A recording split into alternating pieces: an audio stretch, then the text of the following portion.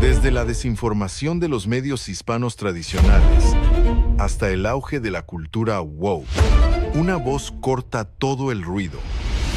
Javier Negre te trae historias reales, luchadores reales y la verdad que las élites no quieren que escuches. Este es el programa Right News y comienza ahora mismo en Real America's Voice.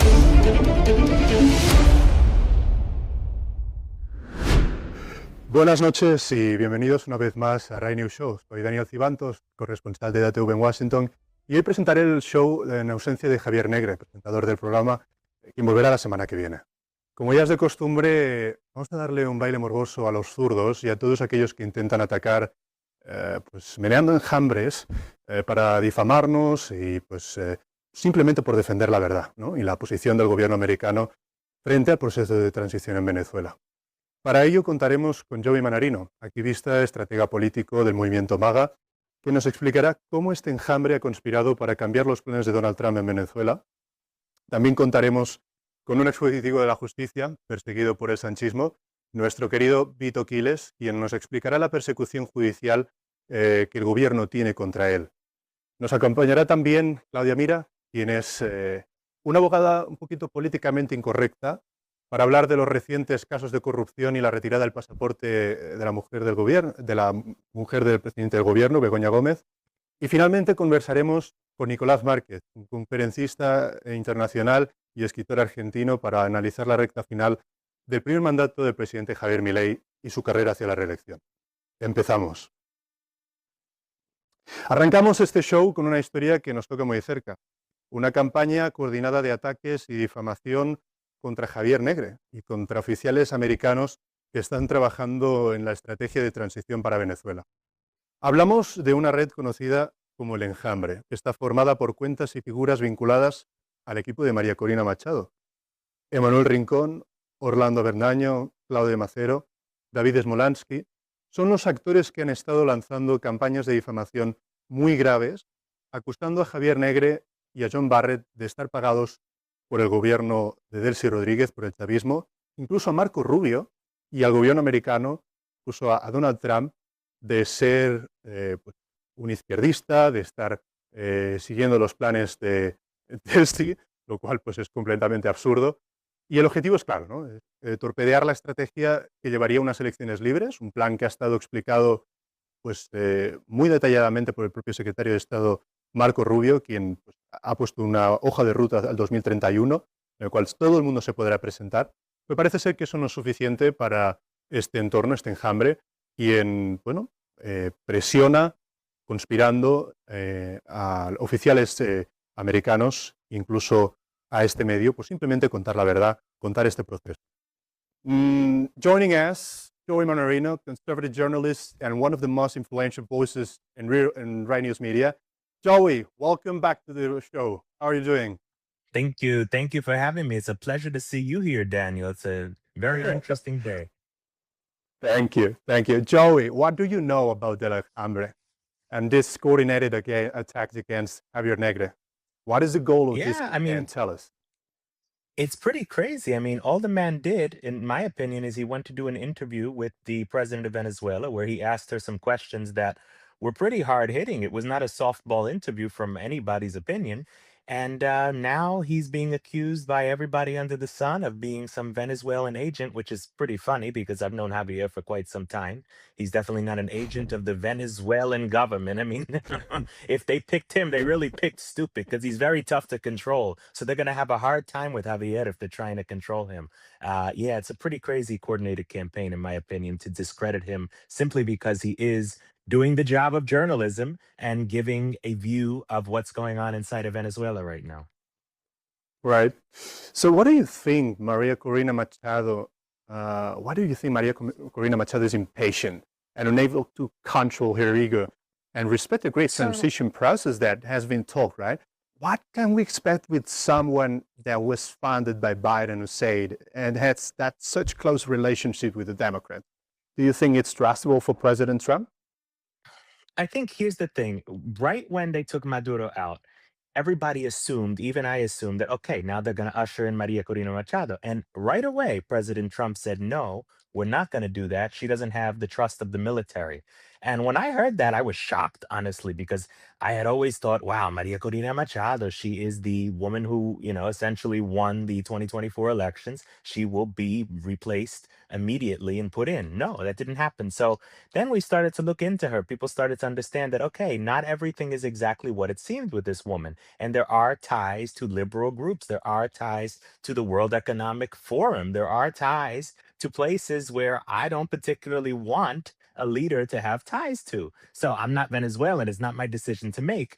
But this whole image of Maria Corina Machado as basically the Virgin Mary, this is not true. This is a woman who is a politician. She's been there for many years. She's been a part of many different things. And not necessarily is she immune to criticism, as everybody seems to think she is.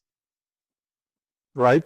Why would Machado team target John Barrett, Marco Rubio, and the American government at this point? What are they trying to achieve pressuring U.S. officials with social media campaigns? This is their moment to get in, they feel. They feel that right now they have an opening. They have this time. They think that the Venezuelan government is theirs to take over because they did win that election in 24. The thing that they're not understanding is, and I mean this with total respect for all of these people, because in reality, they have been fighting for a long time. Okay. The results didn't happen until Trump decided he was going to take Maduro out. That was really 100% Trump. However, they have been fighting for their country. So I do respect them. They are in a rush to get in, and they don't necessarily understand that things have to happen in an orderly process. President Trump is the reason Maduro is no longer in that position. Had it not been for him and Secretary of State Marco Rubio carrying out that operation, Maria Corina Machado and her people wouldn't be talking about taking over the Venezuelan government. They'd still be running for their lives, essentially. So I think they do need to take a moment to just respect the process. This is an American operation right now. This is an American led process. Maria Corina and her team need to work with the Americans rather than bashing them and just take their time. Things will work out. Honestly, and I do believe when they have another election, I believe she would probably be elected president. She's extremely popular over there. However, she needs to wait and just do it the right way. Joey, you know Trump better than a lot of people. Like, you have been supporting him for a long way. And Trump recently praised Maria Corina publicly and said that he didn't know that he returned yet, if she returned yet. Let's watch the video. Venezuela, did you tell Machado not to go back to Venezuela the other week? And what's your relationship? You mean, can I tell him a long time ago? No, not Maria Corina Machado, the opposition figure. Did you tell her not to go back? Oh, no, not at all. No, she's terrific. She's a wonderful person. Did she go back, I guess, right? She didn't, and it was reported that... She did or didn't? She did not. It was reported... I did not tell her not to go back. I think she's a good person. She gave me the Nobel Prize, right? So how can I dislike her? She won the Nobel Prize. She said, the only one that should win it is Trump. I didn't know her at all. So she said Trump settled 8 wars, which is true. They were talking about it today. Azerbaijan. I mean, think of the wars I settled. 8. Wars that were going on for 30. Even if you look in the Congo versus Rwanda. I settled it. After 14 years and about 15 million people had their heads chopped off. I settled that one. I settled 8 wars. And when she won the Nobel Prize for Peace, she said, I can't believe I won it. The only one that should win it is Trump. Actually, they probably will do the wrong thing. It's very sad with Norway. But I would say I should have won that award more than anybody that ever received the Nobel Peace Prize. Because nobody settled wars. I settled 8 of them because of a certain type of personality I was able to settle. Think of it, India and Pakistan. You know, because you covered it, that war was raging. They were a week into it, 11 planes were shot down, and that war was going to go nuclear. The Prime Minister of Pakistan said President Trump saved from 30 to 50 million lives. Well, guess what? It could have been a lot more than that. Democrats should be able to... Jerry, there are well-known voices in Washington who say that Trump cannot stand Maria Corina in private. And Maria Corina Inner Circle claimed that her return to Venezuela was blocked on the U.S. orders. What do you think Trump's real opinion of Maria Corina is? Well, I think there is a level of mutual respect. I think there is some level of she has achieved quite a bit, and she is a prominent figure with a lot of respect from the population of the country. But I do think that the administration has said clearly she's not powerful enough to take over from the forces that have currently been in that country. So I think it doesn't matter what his personal opinion is, whether he likes her or not. If he wanted her in that presidential seat right now, she would be sitting there. And when he does want her in that presidential seat, they will call elections and people will run, and she may well have that seat. I believe she will. But I do think that there has to be a transition process. That's what everybody's calling for. Nobody, at least I'm not saying that this Delcy Rodriguez lady should stay the president of Venezuela indefinitely without an election. If the people elect her, which they probably won't, then okay, she can stay. If not, then somebody else needs to take over. It's a very simple thing. All people are saying is don't mess up the plan in the middle. Joey, thank you so much for joining us. We will be right back after this break. Thank you.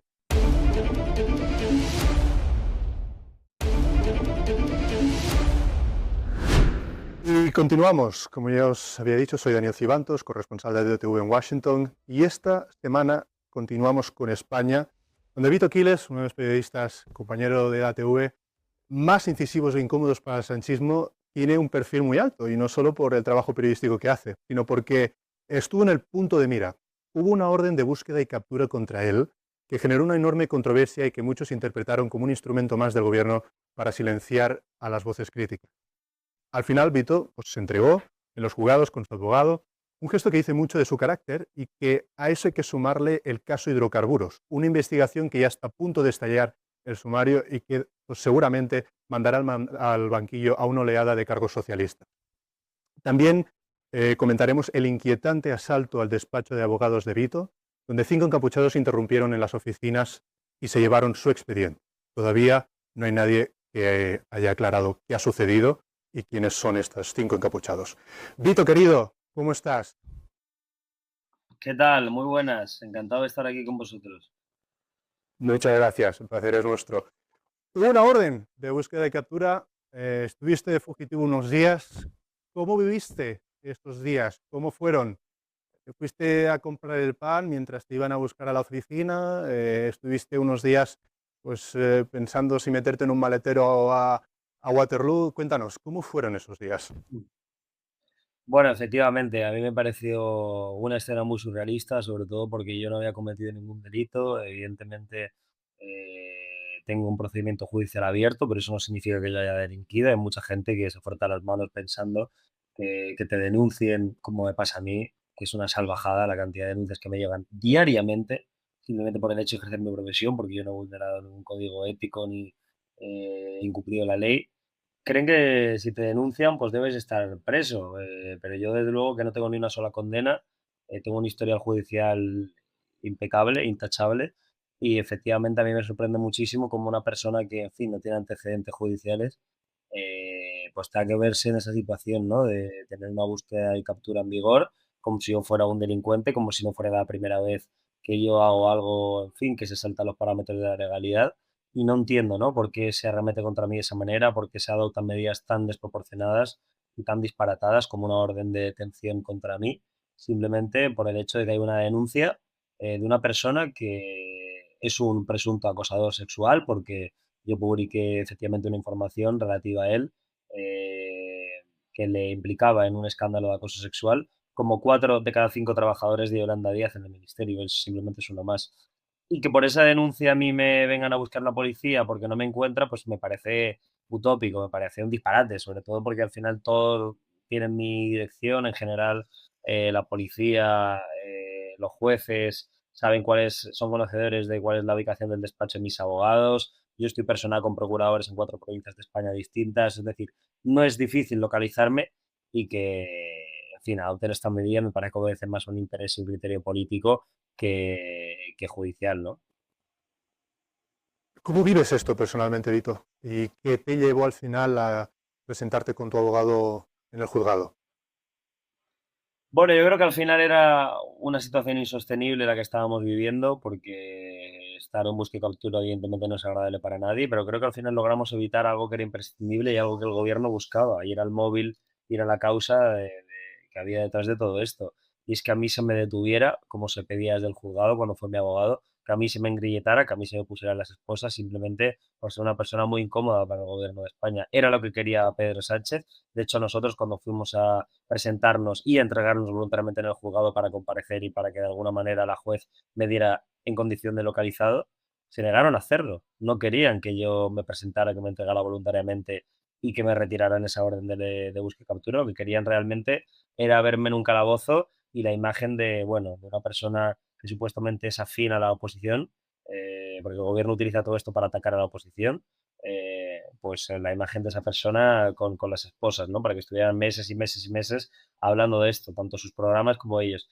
Eso al final no lo consiguieron y desde luego que lo vivimos, bueno, con bastante angustia porque, como digo, no es agradable estar así, menos agradable hubiera sido entrar en un calabozo y yo creo que no tiene ni pies ni cabeza, ¿no? Pero es una persecución política del gobierno a la que yo estoy viendo sometido desde hace muchos meses simplemente por incomodar al poder y que se ha comenzado a agudizar y a incrementar desde que yo perseguí a la mujer de Pedro Sánchez y desde luego que está claro cuáles son los intereses del Ejecutivo, ¿no? Vito, todo este seguimiento político que tú tienes va relacionado también pues, con el incremento de casos de corrupción pues, que acosan al gobierno, ¿no? Diríamos, ahora mismo uno de los casos que están a punto de salir a la luz es el caso de hidrocarburos. El sumario está a punto de revelarse y tú tienes alguna información. Cuéntanos, ¿qué es el caso de hidrocarburos? ¿Por qué es tan importante? ¿A quién señala directamente y quién puede terminar sentado en el banquillo? Bueno, desde luego que no es el caso que yo más he seguido estoy siguiendo más el caso de las cloacas del Partido Socialista con la fontanera Leire Díez, ¿no? Y toda la artimaña judicial y mediática que tenía organizada para perseguir a todas las personas que eran incómodas para el gobierno español, me parece un caso bastante más grave. Estoy siguiendo mucho más de cerca, por ejemplo, el caso Coldo, ¿no? El caso de Begoña Gómez, que son los casos, el caso del hermano, que son los casos que más azotan al gobierno. En el caso de hidrocarburos, tampoco tengo información de primera mano, más allá de que todo lo que hemos ido conociendo a través de los medios de comunicación, pero principalmente protagonista del caso no es Víctor de Aldama, que está volviendo a colaborar con la justicia y que está señalando a muchos implicados que forman parte del Partido Socialista, muchos colaboradores cercanos a Santos Cerdán, a Pedro Sánchez y muchas personas que de alguna forma han hecho negocio, ¿no? Precisamente utilizando su posición de poder dentro de la administración pública y precisamente utilizando, ¿no?, su mano dentro del Ejecutivo para de alguna forma otorgar subvenciones, otorgar partidas presupuestarias y otorgar unas cantidades muy elevadas de dinero a empresas que de alguna forma podían ser beneficiosas para los integrantes y los componentes de la trama, ¿no? Que de alguna forma ¿Qué caso, bueno, tenía... qué caso Dime. tú crees que tiene ahora mismo más cogido al presidente de gobierno? ¿Qué caso crees que puede ser la estocada final para él, que pueda sentarlo en el banquillo, que pueda imputarlo? Bueno, yo creo que el caso que ahora mismo puede poner más en aprietos a Pedro Sánchez es evidentemente el caso de su fontanera, el caso de Leire Díez y el caso Cloacas, ¿no? El magistrado Pedrazo ya ha imputado en ese caso a el ex jefe de gabinete de Pedro Sánchez, al señor Serrano, en una operación de investigación en la cual de alguna forma están intentando averiguar cuál era la implicación y cuál era el grado de conocimiento que tenía el presidente del gobierno sobre la actividad de la cloaca que operaba dentro de Ferraz para extorsionar y para presionar a jueces, fiscales, policías y periodistas, que se dice pronto. Y evidentemente creo que es el caso sobre el que menos información tenemos ahora mismo, porque menos testigos han colaborado y de alguna manera menos avanzado está el juicio y el procedimiento, pero desde luego que cuando empecemos a conocer más detalles y cuando sepamos si la fontanera del PSOE Leire Díez, que es la principal implicada, decide hablar, decide cantar y decide colaborar, evidentemente esto va a poner un duro aprieto a Pedro Sánchez, porque desde luego que puede contar muchísimas cosas que pasaban, ¿no?, en el entorno de Ferraz, que los españoles no conocíamos, que la oposición tampoco, pero desde luego que tenían como protagonista al presidente del gobierno. El presidente del gobierno, a través de este caso, puede incluso verse imputado. Puede que el juez pida un suplicatorio al Tribunal Supremo para imputar, ¿no?, al presidente del gobierno. Dices que Leire Díaz puede seguir la estrategia que siguió Aldama, ¿no?, de cantar. Esto podría facilitar mucho más la labor de los jueces en la investigación y terminar en una imputación. Pero, ¿crees que llegaremos a ver prisión provisional en alguno de los casos, incluso para Zapatero? ¿Crees que la prisión provisional a este nivel, como sucedió con Santos Cerdán, con Ábalos, es posible en cargos activos? Bueno, no es fácil porque evidentemente se protege muy bien. El presidente del gobierno tiene una gran agenda de contactos, tiene a grandes personas que le protegen, a grandes personas me refiero del mundo de la judicatura, entiendo, del mundo de la empresa. Y evidentemente está muy bien interconectado, ¿no? No solo a nivel nacional, sino también a nivel internacional y tiene unos socios, pues ya te digo, ¿no? Que tienen una fuerte vinculación con el entorno de Maduro, con todas las narcodictaduras. Entonces, de alguna manera no es fácil sentar en el banquillo a Zapatero, pero me parece que conforme sigan avanzando las investigaciones, puede ser, ¿no?, que todo lo que envuelva al presidente del gobierno se vuelva de castaño oscuro y de alguna forma, viendo cómo el juez ha ido tomando declaración a varios testigos y sobre todo a las personas que formaron parte del rescate Plus Ultra y de esa empresa, puede ser que tengan información relevante que pueda procesar al expresidente del gobierno. Lo que pasa es que no sé qué sucederá tras eso, ¿no? Miro, ¿qué sabemos del asalto de 5 encapuchados al despacho de tu abogado? Veamos el vídeo rápidamente. Cuando ayer conseguíamos denegar la orden de detención de Vito Quiles, han entrado en nuestro despacho profesionales, han entrado con la puerta sin producir ningún tipo de daño, pero han ido directos a la alarma y la han inhabilitado. Si podéis comprobar, mi despacho está perfecto, no se han llevado absolutamente nada más que el expediente de Vito Quiles y esto es obra de unos profesionales y tenemos claro quién está detrás. Un gobierno corrupto que apesta y que espero que muy pronto deje de gobernar este país y nuestras instituciones, porque esto es una absoluta mafia. Gracias a los miembros de la Policía Nacional que ejercen su labor con integridad y que están ahora mismo elaborando las pesquisas necesarias, pero yo quiero pedir ayuda a toda la ciudadanía española y que alcemos la voz, porque hoy es mi despacho de abogados, pero mañana podría ser cualquiera de vosotros. Gracias, amigos, por vuestro apoyo. Que viva la libertad y que viva España. Está llevando el de DAC ahora mismo, pero bueno. José. Sí. Rápidamente, Vito, ¿crees que lo que te está pasando a ti es un aviso al resto de periodistas que se atreven a investigar al sanchismo? Bueno, yo creo que sí. Esto del despacho, la verdad es que tiene un tinte bastante grave, bastante preocupante, porque no es para nada normal que unos encapuchados entren un sábado por la noche en el despacho de tu defensa y roben documentos que tienen que ver contigo. Me parece que es muy grave, me parece que es a lo que nos hemos acostumbrado últimamente en España con, en fin, con el fango y el lodo en el que la sociedad española está sumida por este gobierno. Y desde luego que yo creo que esto es un aviso a navegantes, evidentemente, que el gobierno no quiere que haya periodistas críticos, que haya gente que les investigue, que haya gente que les fiscalice. Somos muy pocos los que en este país estamos haciendo esto porque evidentemente no tenemos ni grandes medios, ni contamos con grandes subvenciones de recursos del Estado para defender nuestra posición, como tienen otros muchos. Pero bueno, creo que hay que seguir haciéndolo porque esto al final no tiene ninguna intención, ningún interés económico, simplemente se rige y se mueve por la convicción de uno mismo. Así que nosotros vamos a seguir peleando y evidentemente no vamos a descansar hasta que logremos sentar a Pedro Sánchez en el banquillo de los acusados por todos los delitos que ha cometido. Vito, mucho ánimo y te vemos a la vuelta al cole en septiembre, que volverás al Congreso. Claro. Muchas gracias y volvemos después de la publicidad.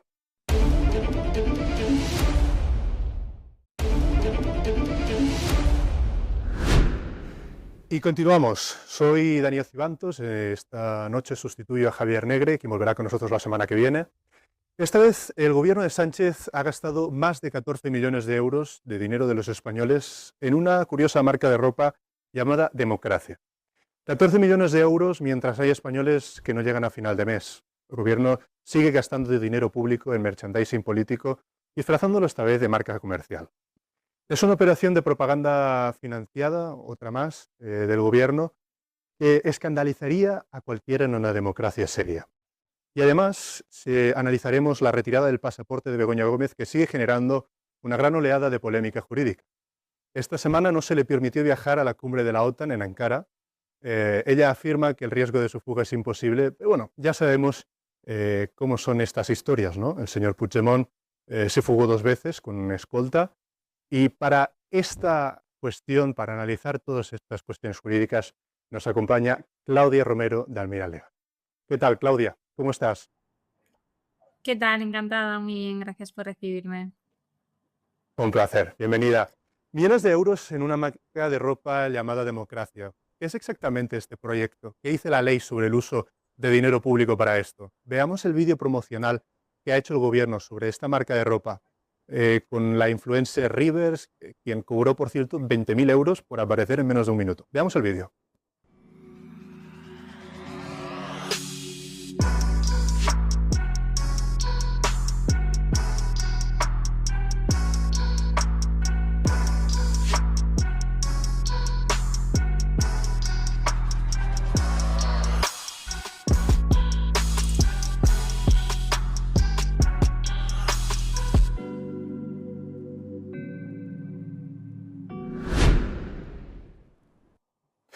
Claudia, ¿es esto legal? ¿Puede un gobierno gastarse de esta manera fondos públicos en lo que es esencialmente una propaganda política?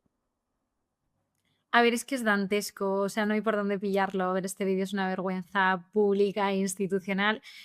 Yo como abogada y como mujer joven me pregunto muchísimas veces si la gente, independientemente sea de derechas o izquierdas, creo que tiene que sentir la misma repulsión cuando ves este vídeo. O sea, estamos hablando de una campaña financiada de más de 14 millones de euros, dinero de los contribuyentes, para sacar una línea de ropa, no dentro de esa campaña que se llame Democracia, estilo street, o sea, la ropa no es ni bonita ni está a la venta, ¿no? Y dentro de esto, para promocionarlo, se contratan a perfiles que cobran la friolera comisión de 20.000 euros por aparecer un minuto, a gente que se identifica con la clase obrera, que dice tener muchísima conciencia social, ¿no? Como Marina Rivers, que la escuchamos habitualmente en programas súper objetivos como RTV, y aparecen diciendo, ¿no?, este tipo de discursos populistas. Y ahora sale diciendo, bueno, que la democracia es de todos y que para eso era necesario que ella cobrase el 20.000 euros, que es lo que cobra un trabajador promedio en España en un año. O sea, es que el sentimiento es ridículo, creo que no hay por dónde pillarlo. Y ya su última manifestación fue, soy tan buena y tan generosa que el dinero de los impuestos de todos lo que voy a hacer es donarlo a una causa. Pues nada, muchísimas gracias. La próxima vez, por favor, dona tu propio dinero en lugar del nuestro. Entonces creo que, bueno, que el sentimiento en general es este. Esto es la parte más subjetiva. ¿Qué dice la ley?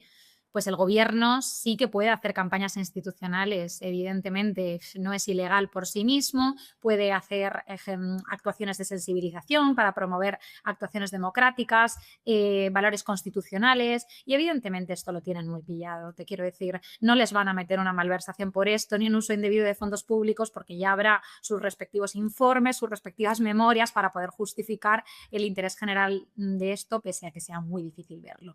Lo que está claro es que al final tenemos que recordar que España está sin presupuestos generales del Estado, venimos prorrogando los últimos que tenemos y al final estos son los que deciden dónde se va el grosso del dinero y cuáles son las prioridades. Entonces, al final, aquí la duda es, ¿para defender la democracia realmente es necesario en un contexto en el que estamos de absoluta degradación de los servicios públicos ponernos a hacer una línea de ropa de merchandising? Pues probablemente no. Sería mucho más democrático, no sé, tratar con dignidad el dinero de los españoles. Sí. Y Claudia, ¿puede haber alguna responsabilidad jurídica? Porque claramente se utilizan, bueno, influencers, ¿no? Pues de izquierdas, muy políticamente activos en pues, la izquierda.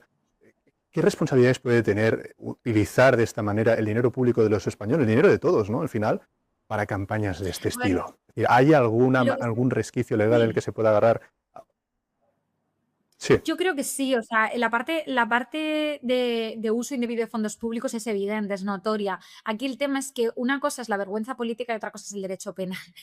Por desgracia, no toda actuación que es una vergüenza absoluta, y esto, hablando mal y pronto, es una absoluta mierda y un despilfarro presupuestario dantesco, pero no necesariamente encaja dentro de un tipo penal concreto. Entonces, aquí estaríamos hablando de un posible delito de malversación, pero para que esto se dé tienen que concurrir determinados elementos penales, ¿no? Entre ellos, pues que quien decida sea un funcionario, un cargo público, que tenga en su poder presupuesto público, a la vez que haya habido dolo o entorpecimiento grave, que se haya destinado a una finalidad totalmente, radicalmente ajena al interés general. Es complicado demostrar todo esto. Al final, recordemos que quien alega es quien tiene que probar y estas cosas no se tiran a la ligera, están muy bien atadas, hilando muy fino para que, pese a que todos nos podamos llevar las manos a la cabeza, no encajen en este tipo de delitos. Entonces, bueno, pues no Claudia, es necesariamente delito. Yendo directos a uno de los asuntos también de actualidad, sobre la retirada del pasaporte de la esposa del presidente del gobierno, Begoña Gómez. ¿Qué significa jurídicamente esta medida, ¿no? ¿Y qué riesgos crees tú realmente que pueden haber para que el juez Peinado, en este caso, haya tomado esta medida cautelar de retirarle el pasaporte, ¿no? ¿Crees que podría haber algún riesgo de fuga a algún país porque no hubiera algún acuerdo de extradición sobre el caso sobre el que se le investiga? A ver, para mí, como abogada, la retirada del pasaporte de Begoña Gómez no es nada más ni nada menos que una medida cautelar, simplemente. No es una condena, no es una pena anticipada, nadie está diciendo que sea culpable, no necesariamente tienes que serlo para que se te imponga la imposición, o sea, para la imposición de una medida cautelar. Al final, lo único que significa es que el juez quiere asegurarse de que la investigada esté disponible en el procedimiento. ¿Que a mucha gente le puede sonar exagerado o desproporcional? Perfecto. ¿O cómo se va a fugar la mujer del presidente del gobierno con la exposición pública y la posición que tiene? Pues efectivamente, como tú has dicho antes, no será la primera vez que se nos fuga un presidente autonómico y al final estamos ya un poco casi acostumbrados, ¿no?, a llevarnos las manos a la cabeza y decir, pero ¿cómo puede ser que un ministro español se estuviera gastando el dinero de los contribuyentes en prostitutas? Pues sí, lo hacía. ¿Cómo puede ser que un presidente un caso de espías? No, esto pasa y esto hace unos años. ¿Crees que puede terminar en prisión preventiva o todavía estamos lejos de ese escenario? Estamos muy lejos, porque al final es que la prisión provisional... ¿Crees que puede ir a un escenario ya en el que haya una sentencia firme?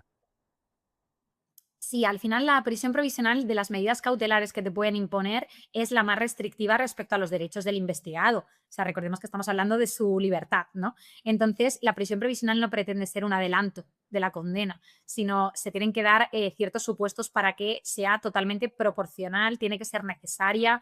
Es decir, el fin que estás persiguiendo poniendo una prisión provisional tienes que poder acreditar que no lo podrías conseguir con otra medida menos gravosa para la integridad del investigado. Entonces, esto es bastante complicado. Además, los hechos tienen que ser suficientemente graves. Estaríamos hablando de que hubiera un riesgo real de fuga, de ocultación de pruebas, obstrucción, reincidencia. Son cuestiones que son muy difíciles de acreditar porque ya te digo que es una medida cautelar muy restrictiva, ¿no?, las que son de privación de libertad. Entonces, creo que en este caso es prácticamente imposible que concurra la imposición de la misma. ¿Cómo ves el cerco del gobierno y particularmente de Pedro Sánchez? ¿Crees que veremos finalmente alguna imputación en alguno de los casos? Por ejemplo, el caso que está a punto de levantarse el sumario hidrocarburos. ¿Crees que puede afectar directamente al presidente del gobierno? ¿O crees que, como Aldama indica, ¿no?, que este caso puede llevarse al presidente por delante? Yo creo que sí. A ver, creo que al final lo que está claro es que hay muchísimas personas que pueden saber mucho más que el contribuyente promedio. Al final es la gente del propio círculo. Cada uno está jugando sus cartas, cada uno dice lo que tiene que decir en el momento en el que tiene que decirlo y siempre buscando el beneficio propio al final de llegar a un acuerdo, ¿no?, para él mismo librarse. Creo que es muy difícil anticipar este tipo de cosas porque si esto es lo que sabemos, ¿qué es lo que no sabemos? Eso es lo único que yo me pregunto constantemente. Tiene que ser tremendo el panorama, sabiendo que lo que nos llegan son migajas de información, literalmente.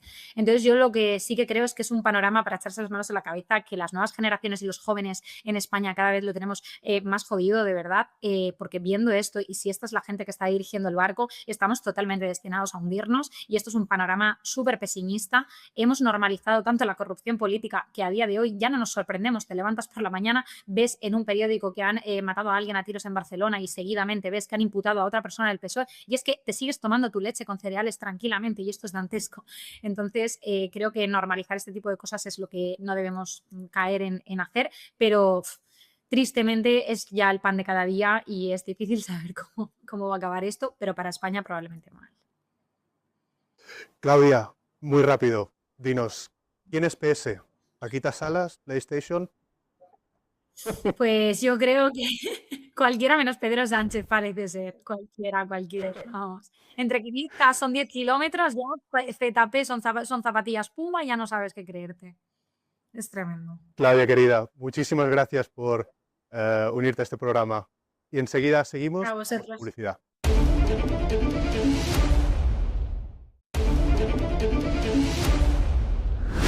Y seguimos. Cerramos el show de hoy con Argentina. Javier Milei afronta ya su último año antes de las elecciones, en este caso de su posible reelección, y el panorama es apasionante. Un presidente que llegó con la motosierra, que lo prometió a lo que nadie se atrevía a prometer y que está demostrando que se puede gobernar Argentina de otra manera. Los datos económicos acompañan. Hay superávit fiscal, la inflación, la hiperinflación se ha terminado, una inversión extranjera de regreso y, parece ser que el kirchnerismo no está muerto. El Foro de Sao Paulo sigue activo, pero bastante tocado.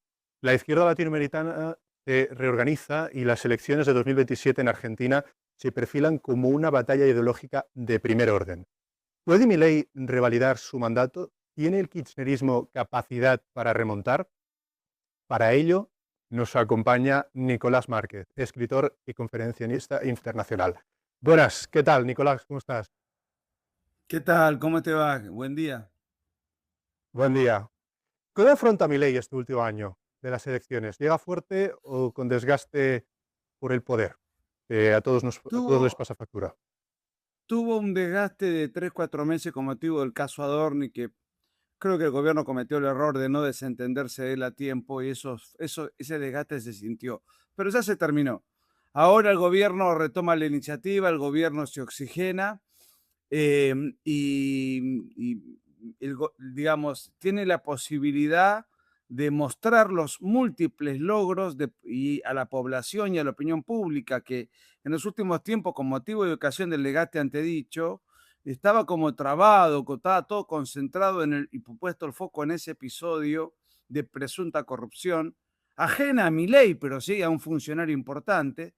Y desde ese punto de vista, sí, eso resintió un poco la imagen ante la opinión pública, pero los números, como tú has dicho, son excelentes. El riesgo país bajó a los decibeles más bajos desde los últimos 10 años. Las reservas del Banco Central, que estaban en negativo cuando Milei asumió, hoy tienen cifras récord. La cosecha tiene cifras récord. La cifra de las inversiones petroleras, la minería. Por supuesto que Argentina es un país muy grande, es el sexto país más grande del mundo y desde ese punto de vista tiene muchas regiones muy distintas entre sí y toda la bonanza que se está viviendo se vive por regiones y hay otras regiones que todavía no están disfrutando eso. La macroeconomía está muy organizada, pero la microeconomía es la segunda fase de la desregulación y del programa económico y para tal fin se necesita un aluvión de inversiones que está a la espera de las elecciones, porque un inversionista dice, yo confío en Milei, el proyecto está funcionando, y si el año que viene gana el kirchnerismo, bueno, prefiero esperar que se desate.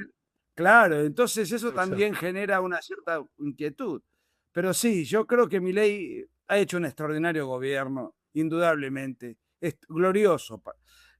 Si hace 8 años, si logra completar 2 mandatos, la Argentina va a estar irreconocible y enderezada hacia la prosperidad que nunca debió haber perdido. La perdió en los años 40 con motivo y ocasión de la aparición en escena de Perón y nunca nos pudimos recuperar de ese golpe. Fue un golpe político-cultural del cual nunca nos recuperamos hasta la llegada de Milei en el 2023. ¿Crees que un segundo mandato puede ser realmente el mandato en el que los argentinos de a pie lo comiencen a notar en su bolsillo? Ya habíamos comentado que los números macroeconómicos son buenos, están ahí, pero ¿realmente un segundo mandato pueden realmente los argentinos notarlo mucho en sus bolsillos?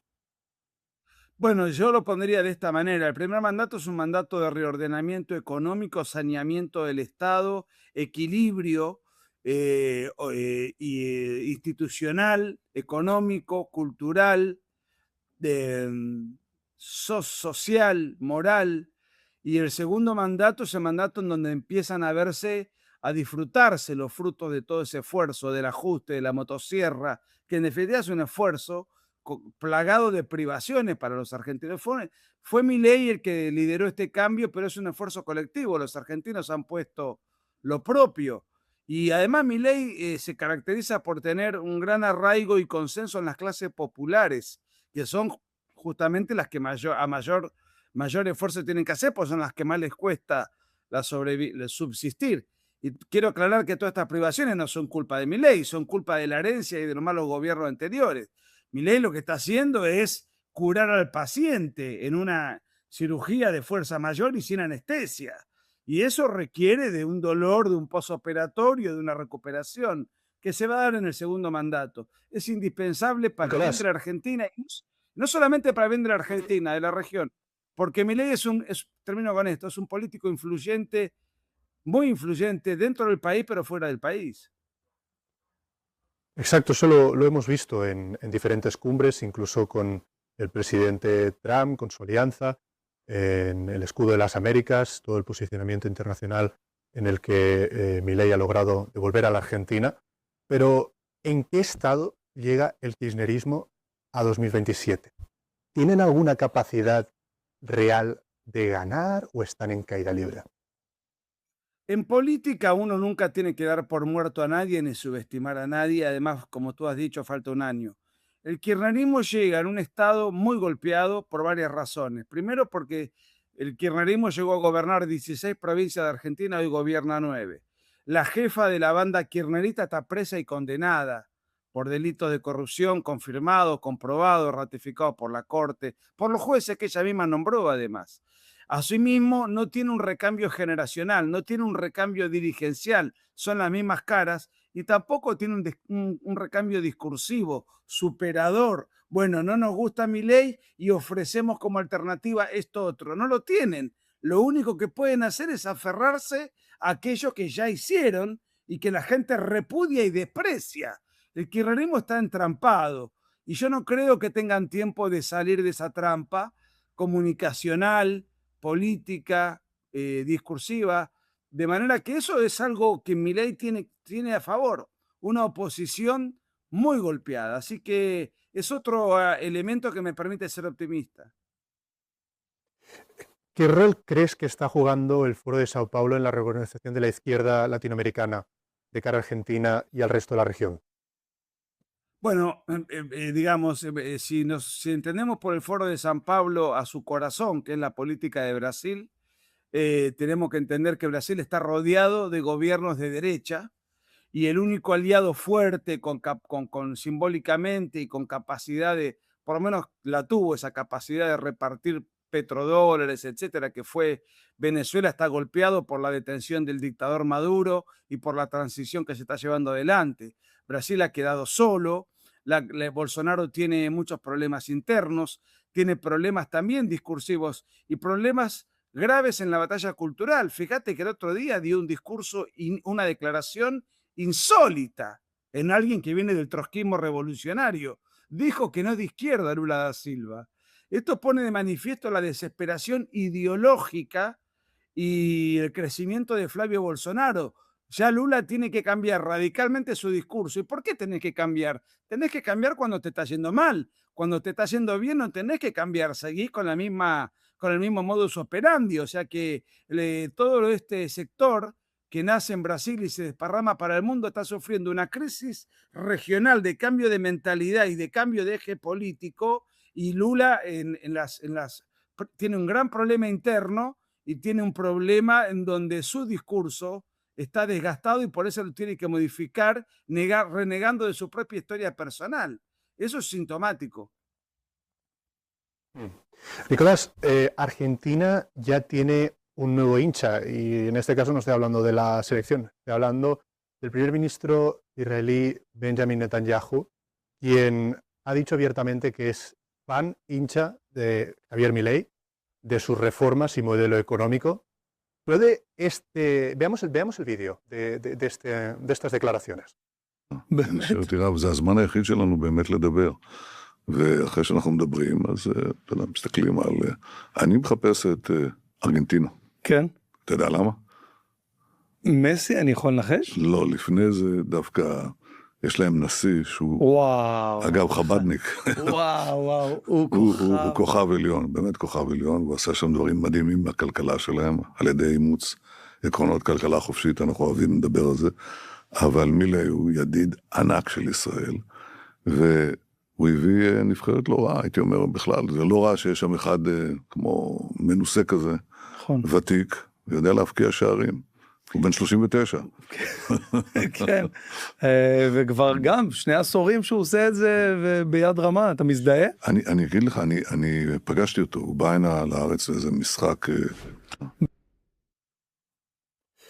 Nicolás, ¿crees que Argentina es el socio especial en la región de Sudamérica de Israel ya? ¿Qué implicaciones tiene esta especial relación económica de cooperación y también tecnológica? Acá se dan 2 cosas. Primero, lo que te decía hoy, la influencia positiva de Milei en tantos líderes, mandatarios, intelectuales, el gran público de la comunidad internacional. Y en el caso particular de Netanyahu, más allá de que él genuinamente sienta simpatía o admiración por Milei en materia de su innovación económica, de su discurso y de su cambio de paradigma, desde el primer día que Milei fue una promesa de campaña, mi aliado va a ser Israel y Estados Unidos. Entonces, desde ese punto de vista, me parece que hay una admiración legítima, genuina, probablemente en Netanyahu, y también hay una simpatía por la gratitud, porque Israel es un país que ha contado siempre, desde el primer día de Milei, con el apoyo de la Argentina, como desde un apoyo político, discursivo, regional. Entonces, hay sí una relación entre ambos países excelente. Ayer miraba unas imágenes en Tel Aviv de una multitud inconmensurable en Israel festejando el gol de Argentina, todos con la camiseta de Argentina. Ahí, a pesar de ser países tan lejanos, con idiomas tan distintos, bueno, Argentina tiene una comunidad judía importante, pero son países tan distintos y sin embargo se ha generado una simpatía mutua. Más allá de que en Argentina Israel tiene sus enemigos, ¿no? Toda la izquierda... Nicolás, querido, toda la izquierda, o sea, muchas gracias. Estos 2 por hoy. Nos vemos la semana que viene.